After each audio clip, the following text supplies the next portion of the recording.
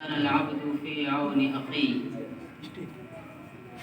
Stage پر تشریف فرما مہمانان کرام اور پیچھے سے ایک تصویر حاضرین مجلس، میں آپ کے سامنے مختصر سی باتیں عرض کروں گا۔ میں کوئی بڑا آدمی نہیں ہوں، ایک معمولی سا طالب علم ہوں، لیکن جو کچھ باتیں میرے ذہن میں ہیں میں چاہتا ہوں کہ آپ کے سامنے رکھوں۔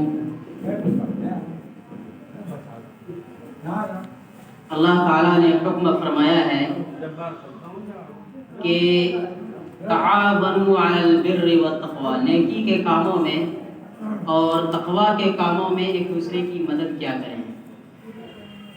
اس آیت کی تفسیر میں ہمیں سب سے پہلے سمجھنا پڑے گا کہ تعاون ایک ایسا لفظ ہے عربی کے حساب سے کہ اس کے اندر اشتراکیت کا معنی پایا جاتا ہے، یعنی سب شریک ہو کر ایک دوسرے کی مدد کریں۔ مدد کرنے میں ہر آدمی ایک دوسرے کے ساتھ رہے، یعنی ہر آدمی ایک دوسرے کی مدد کرے۔ اس کے لیے وسیع پیمانے پر اگر ہم غور کریں گے تو ایک پوری سوسائٹی اور ایک مجمع کا تصور آتا ہے جسے ہم سماج کہتے ہیں، اور یہ سماج صرف مسلمانوں کا سماج نہیں ہوتا ہے بلکہ اس میں غیر مسلم، یہودی، عیسائی، دلت، دوسرے مذہب کے لوگ بھی سب انسانی سماج میں آ جاتا ہے۔ چونکہ اللہ کے نبی نے اپنے عمل اور اپنے قول سے، صحابہ کرام نے اپنے کردار سے جو ثابت کیا ہے، ان سے تو یہی لگتا ہے کہ اسلام نے جو امن و امان اور نیکی اور ہمدردی بھلائی کا حکم دیا ہے وہ صرف مسلمانوں کے لیے نہیں تھا، وہ ادر انسان یعنی ادر ریلیجن اور دیگر دھرم کے لوگوں کے لیے بھی وہ حکم تھا۔ ایسا نہیں جو مسلمان ہیں انہی کے ساتھ آپ خیرخواہی کریں، ہمدردی کریں اور غیر مسلموں کے ساتھ کچھ نہ کریں، ایسا کوئی حکم نہیں ہے۔ صحابہ کرام نے ثابت کیا کہ یہ حکم عام تھا، تمام انسانی سوسائٹی نہیں بلکہ جانوروں کے سماج کے لیے بھی یہ حکم ہے کہ اگر کوئی جانور پریشانی میں ہو تو آپ ان کے ساتھ ہمدردی کا معاملہ کریں۔ بہرحال یہ ہمیں ثابت کرنے کی ضرورت نہیں ہے، غیر مسلموں میں اگر بحث ہو تو وہاں ثابت ہے، ہم سب مسلمان ہیں اور اللہ پر ایمان رکھتے ہیں، اللہ کے نبی پر ایمان رکھتے ہیں، شکر کی بات ہے۔ تو جاننا یہ چاہیے کہ اللہ کے نبی نے حکم دیا ہے کہ آپس میں ایک دوسرے کی مدد کیا کریں، اگر کوئی پریشانی ہو تو ان کی مدد کریں۔ اللہ کے نبی نے ایک جگہ فرمایا کہ مسلمانوں کا بھائی ہوتا ہے، وہ اسے بے یار و مددگار نہیں چھوڑ سکتا، وہ اس پر ظلم نہیں کرتا ہے، وہ اسے مظلوم ہوتے دیکھ نہیں سکتا ہے۔ کہیں فرمایا ہے کہ آپس میں ایک دوسرے سے بغض نہ کرو، ایک دوسرے سے حسد نہ کرو، ایک دوسرے سے کینہ نہ رکھو، کہیں فرمایا کہ دوسرے کی مدد کیا کرو، یہاں تک کہ جگہ جگہ الگ الگ طریقے سے تعلیم دی۔ تو کل ملا کے ایک خلاصہ یہ نکلتا ہے کہ ہمیں سماجی خدمات میں پیش رہنا چاہیے۔ اب ہم اس موضوع کو لے کر ذرا اور آگے چلتے ہیں کہ اس ٹاپک کے اوپر دوسرے لوگ کیا کر رہے ہیں۔ تو ہم اپنے ہی علاقے میں اگر جائزہ لیں گے، پوری دنیا اور پورے ملک کی بات نہیں کروں گا، اپنے ہی علاقے میں اگر جائزہ لیں گے کہ اس ٹاپک کے اوپر دوسرے لوگ ہم سے کہیں زیادہ آگے ہیں۔ یہ جو آپ عیسائی مشنری کا نام سنتے رہتے ہیں، اور مشن اسکول اور مشن ہاسپٹل اور مشن اسپتال، اس طرح کا نام، یہ انہوں نے اسی ٹاپک کو اپنایا ہے کہ آپ انسانی سماج کی سیوا کیجئے اور اس کے راستے سے آپ اپنی بات منوائیے۔ یہ ان کو سب سے بڑا ہتھیار نظر آیا جو اللہ کے نبی نے ایک سسٹم بتایا تھا اور سائیکولوجیکل پوائنٹ بتایا تھا کہ آپ انسانوں کو اگر قریب کرنا چاہتے ہیں، اپنے غیر مسلم بھائیوں کو اگر آپ اپنے سے مانوس کرنا چاہتے ہیں اور بلانا چاہتے ہیں، اپنی بات منوانا چاہتے ہیں، تو آپ کو کیا کرنا ہوگا کہ آپ کو سماجی خدمات میں پیش رہنا پڑے گا۔ تو آج ہم دیکھیں ذرا، عیسائی مشنری پوری دنیا کے اندر گردش کر رہی ہے، ایک سسٹم ہے ان کا، ایک تنظیم ہے اور باقاعدہ پری پلان ہے جس کے تحت وہ حلقہ با حلقہ، علاقہ با علاقہ وہ اپنا کام کر رہی ہے۔ یہاں تک کہ انہوں نے سب سے زیادہ جو طاقتور راستہ اپنایا وہ تعلیم کا راستہ اور میڈیکل کا راستہ ہے۔ تعلیم کے راستے سے وہ بہترین ہائی کوالٹی کی تعلیم دیتے ہیں اور مسلمانوں کو متاثر کرتے ہیں کہ دیکھیے ہماری تعلیم اس ہائی لیول کی ہوتی ہے۔ لوگ ناچار اور مجبوراً بڑے بڑے مالدار طبقے کے لوگ اور بڑی بڑی فیملی اپنے بچوں کو ان اسکولوں میں پڑھانے پر مجبور ہیں۔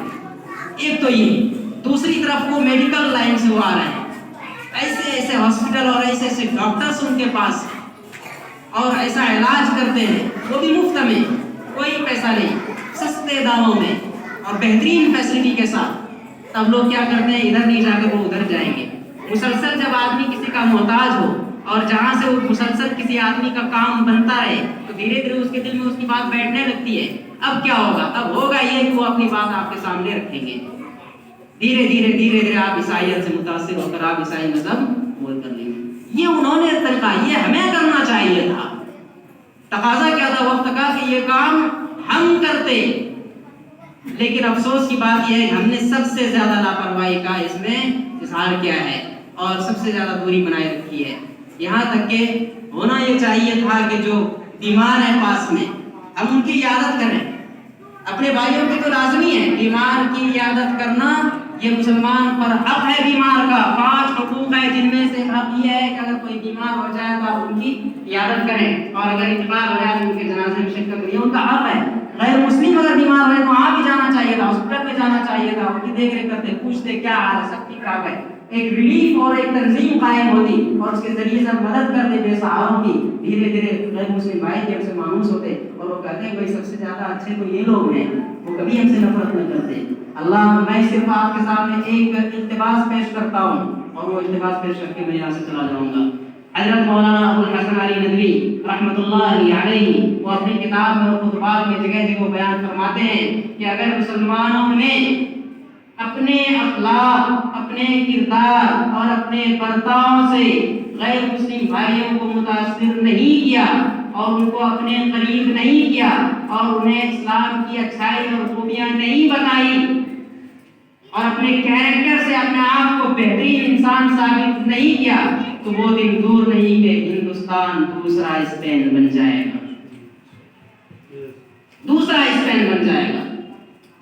اور ہمیں معلوم ہونا چاہیے کہ اسپین کے اندر 800 سال حکومت رہی ہے مسلمانوں کی، 800 سال۔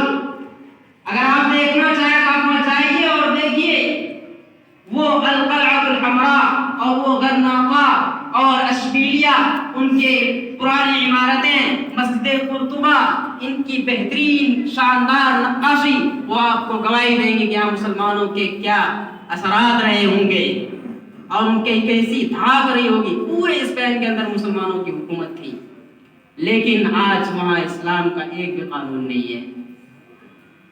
کچھ دن پہلے تو مسلمانوں کا نام و نشان بھی نہیں تھا۔ کیوں ہوا یہ؟ مولانا ابو الحسن علی ندوی نے اندیشے کا اظہار کیا کہ اگر ہم یہاں کے بھائیوں کو، یہاں کی دوسری قوم کو اگر ہم نے متاثر نہیں کیا، انہیں اچھائیاں نہیں سمجھائی اور اپنے آپ کو بہترین انسان ثابت نہیں کیا تو وہ دن دور نہیں کہ یہ بھی دوسرا اسپین بن جائے۔ آج ہندو راشٹر کا نعرہ لگ رہا ہے نا، یہ اسی کا نتیجہ ہے کہ مسلمانوں نے اپنے کیریکٹر کو بولا ہے۔ غلطی ان کی نہیں، غلطی ہماری ہے۔ ہم نے اپنے کیریکٹر کو بگاڑا ہے، اپنے کردار کو بگاڑا ہے۔ جو اللہ کے نبی نے ہمیں پوائنٹ سکھایا تھا وہ اسے نہیں سیکھا اور اسے نظر انداز کر دیا۔ ایسے حالات اس وجہ سے آئے ہیں۔ اللہ تعالیٰ سے دعا کیجئے کہ ہم اپنے آپ کو بدلیں اور انسان کے لیے ہم نفع بخش ثابت ہوں، انسانوں کی نفع کے لیے اور بھلائی کے لیے، پوری انسانی سوسائٹی کے لیے ہم سوچیں۔ اللہ تعالیٰ ہمیں عمل کی توفیق عطا فرمائے۔ ماشاءاللہ، بہت اچھا۔ اس مختصر سے وقت میں حضرت معاذ عفان صاحب نے آپ کے سامنے جو بات رکھی یہ یقیناً قیمتی ہے اور اس پر عمل پیرا ہونا چاہیے۔ مسئلہ امت کے ساتھ یہی ہے، آج ہم رفاعی کاموں سے اور سماجی خدمت سے اتنا دور ہو چکے ہیں کہ اس کا کوئی اندازہ نہیں لگایا جا سکتا ہے۔ مختصر سا وقت میں اور مختصر سی رقم کے ساتھ اگر سماج کی خدمت کریں گے تو یقیناً لوگ ہمارے طرف مائل ہوں گے۔ مثلاً ہم ایک مثال آپ کے سامنے پیش کرتے ہیں۔ روزانہ آپ 2 کلو دودھ کا چائے بنائیے،